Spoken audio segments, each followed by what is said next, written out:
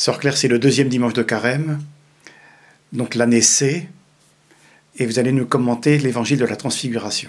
Dans Saint Luc, chapitre 9, versets 28 à 36. Comme tous les ans, au début du Carême, on entend l'évangile de la Transfiguration. Et tous les pères ont donné un sens très beau et évident d'ailleurs à cette importance d'entendre l'évangile de la Transfiguration avant de plonger dans les jours de la Passion et de la mort du Seigneur. Alors, je vous lis ce que dit Saint Léon le Grand, pape. Le Seigneur découvre sa gloire devant les témoins qu'il a choisis. Et il éclaire d'une telle splendeur cette forme corporelle qu'il a en commun avec les autres hommes, que son visage a l'éclat du soleil et que ses vêtements sont aussi blancs que la neige. Ça, c'est la transfiguration. Et Saint Luc précise que Jésus prend avec lui Pierre, Jean et Jacques. On reconnaît ceux qui seront témoins de sa sainte agonie à Gethsémani. Et si ce sont les mêmes qu'il a choisis pour contempler sa transfiguration et pour contempler son agonie, c'est pour qu'ils prennent conscience que c'est le même qui est vrai Dieu et qui est vrai homme. Il est transfiguré d'une gloire divine, en lui éclate la gloire de la divinité et en même temps, il va s'abaisser jusqu'aux pires souffrances. Il a pris notre humanité pour de bon, sans faire semblant, et ça c'est sa sainte agonie, où il a souffert comme un Dieu. Alors je continue avec Saint Léon le Grand. Donc par cette transfiguration, il voulait avant tout prémunir ses disciples contre le scandale de la croix, et en leur révélant toute la grandeur de sa dignité cachée, empêcher que les abaissements de sa passion volontaire ne bouleversent leur foi. Mais il ne prévoyait pas moins de fonder l'espérance de l'Église en faisant découvrir à tout le corps du Christ quelle transformation lui serait accordée. Ses membres se promettraient de partager l'honneur qui avait resplendi dans leur chef. Et ça, c'est magnifique. La transfiguration annonce aussi ce à quoi nous sommes tous appelés. Jésus a pris un corps d'homme, Dieu a revêtu un corps d'homme en Jésus pour que tous nos corps soient transfigurés. Nous croyons dans la résurrection de la chair. Ça, c'est le premier enseignement de ce très bel épisode de la vie du Seigneur sur la montagne avec Pierre, Jacques et Jean.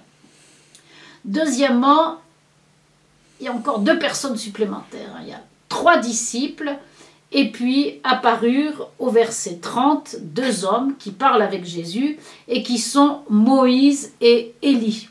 Moïse et Élie ont tous les 2 beaucoup de choses à voir avec le Seigneur Jésus.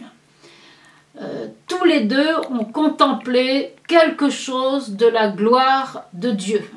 Comme il est dit, alors pour Moïse, au chapitre 45 du livre de l'Ecclésiastique, versets 3, 4, 5, par la parole de Moïse, il fit cesser des prodiges, il le glorifia en présence des rois, il lui donna des commandements pour son peuple et lui fit voir quelque chose de sa gloire.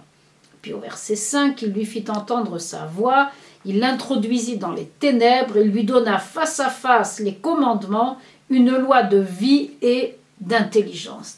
Donc Moïse a une très grande proximité avec le visage de Dieu. Élie, alors toujours dans l'Ecclésiastique, il est question d'Élie au chapitre 48, versets, on va lire 9 à 11.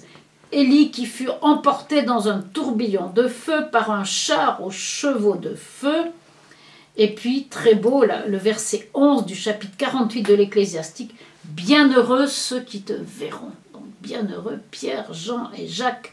Bienheureux ceux qui te verront et dans l'amour s'endormiront, car nous aussi nous posséderons la vie. Voilà ce qui est dit du prophète Élie. Chacun des 2, que ce soit Moïse et Élie, donc on va dire, ont perçu quelque chose de Dieu qui s'abaisse pour se laisser contempler par eux. Moïse, donc il y a beaucoup de passages où Moïse pressent la gloire de Dieu. Et quant à Élie, vous vous rappelez sur l'Horeb, dans le premier livre des rois, chapitre 19, Dieu qui est dans le silence d'une brise légère, le silence ténu d'une brise légère.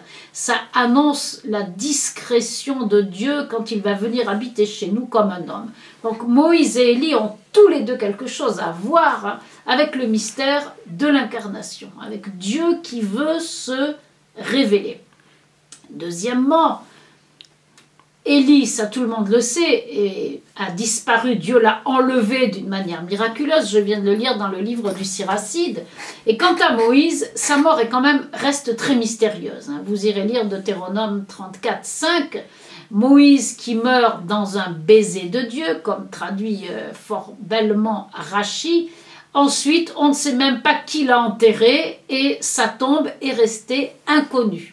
Et il y a une tradition rabbinique qui dit que Moïse, lui aussi, a été enlevé au ciel, comme Élie. Et ils sont tous les deux présents, et le texte nous dit présents dans la gloire. Ils apparaissent en gloire. Et puis dernière raison qui fait que Moïse et Élie avaient leur place à la transfiguration, bien sûr, c'est qu'ils représentent tout l'Ancien Testament. Moïse la loi, Élie les prophètes. Et c'est une occasion au début du carême de se rappeler qu'il faut se plonger dans l'Ancien Testament si on prétend connaître Jésus. Il faut connaître Moïse, il faut connaître Élie. Donc voilà, 5 témoins finalement, 3 disciples et puis la loi et les prophètes. Et la loi et les prophètes, Moïse et Élie, nous dit le texte, discutent avec Jésus, parlent avec Jésus de son exode, c'est-à-dire de son départ qui va s'accomplir à Jérusalem. Donc, on sait de quoi il parlait et Jésus est déjà en train d'évoquer sa passion, sa mort, sa résurrection, sans doute aussi son ascension avec Moïse et Élie. C'est pas rien quand même tout ça. Bon. Ensuite, il est question d'une nuée. Pendant qu'il parlait, oui, enfin, il y a Saint-Pierre qui veut faire 3 tentes, pas parce qu'il a pris des sacs à dos qu'il a acheté à Décathlon avec des tentes hyper légères pour les monter là-haut. On se demande d'où sortiraient ces 3 tentes. C'est vraisemblablement une allusion à la fête des tentes ou à la fête des cabanes, où on construit des cabanes pour aller habiter avec le Seigneur en présence de grands témoins. Bon, je n'insiste pas là-dessus, mais les tentes, ce sont les tentes de la fête des cabanes, bien entendu.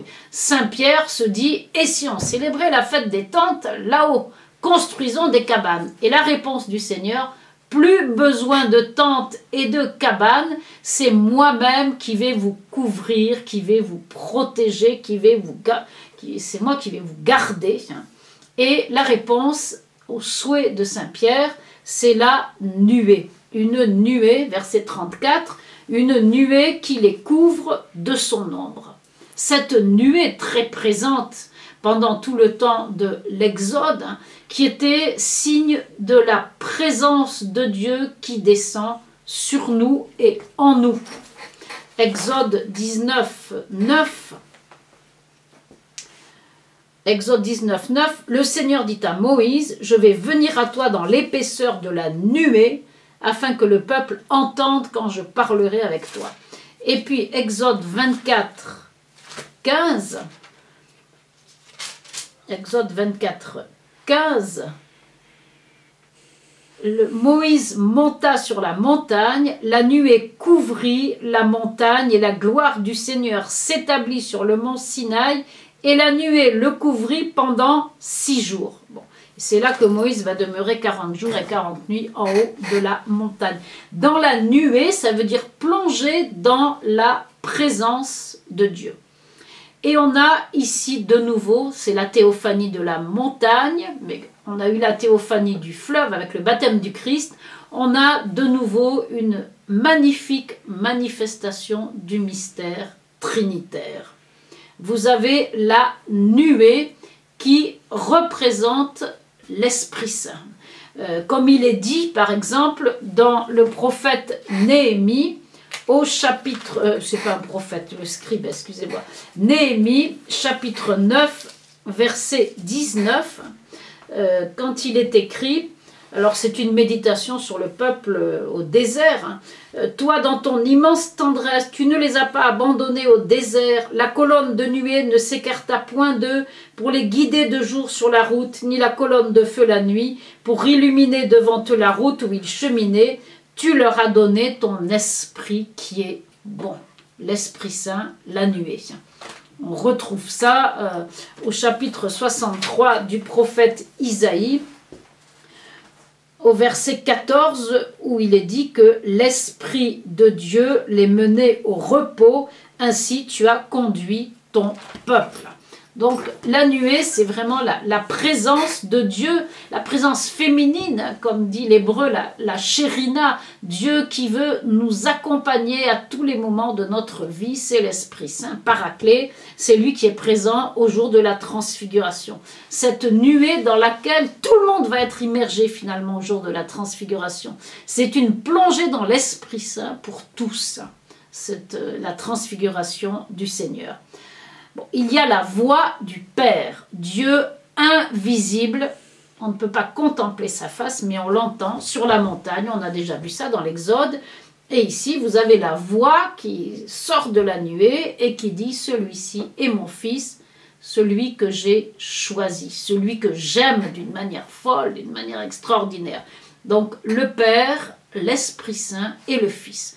Manifestation du mystère trinitaire dans lequel on est invité à plonger pour poursuivre ce temps de carême qui nous prépare à la fête des fêtes qu'est le jour de Pâques.